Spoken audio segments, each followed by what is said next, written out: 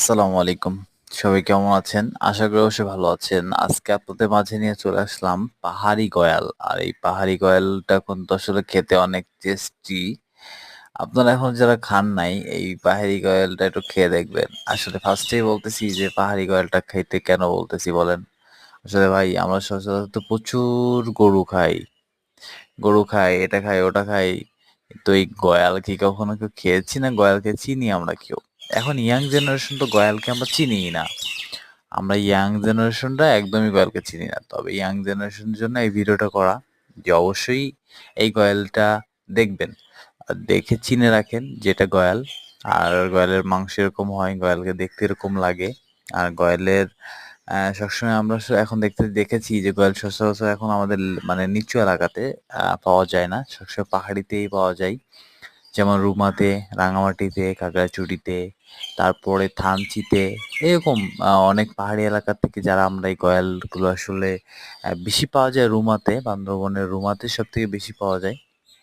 আর যেহেতু এই গয়াল আসলে অনেক টেস্টি, কারণ সাধারণত আমরা একটু হালকা একটু ব্যতিক্রম, যেমন গরুর থেকে গয়ালের মাংস একটু ব্যতিক্রম। গয়ালের মাংস কিন্তু আসলেই অনেক টেস্ট। আর এই গয়ালগুলো কিন্তু আসলে আমরা সাধারণত ব্যবহার করে থাকি।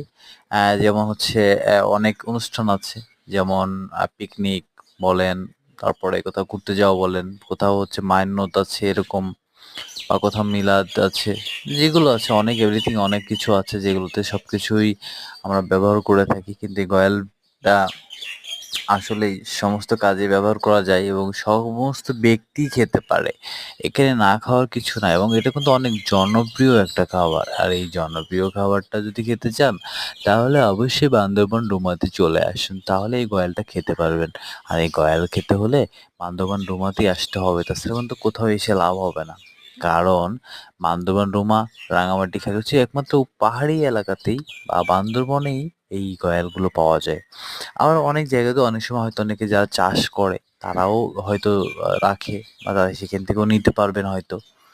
কিন্তু সর্বোচ্চ বেস্ট একটা ভিউ নিতে চাইলে বান্দরবনে চলে আসুন আর এই ভিউটা নিয়ে যান। আর পুরো ভিডিওটা ভালো লেগে থাকলে অবশ্যই লাইক কমেন্ট দিয়ে পাশে থাকবেন। আর চ্যানেলটা যারা এখনো সাবস্ক্রাইব করেন অবশ্যই সাবস্ক্রাইব করে নিন।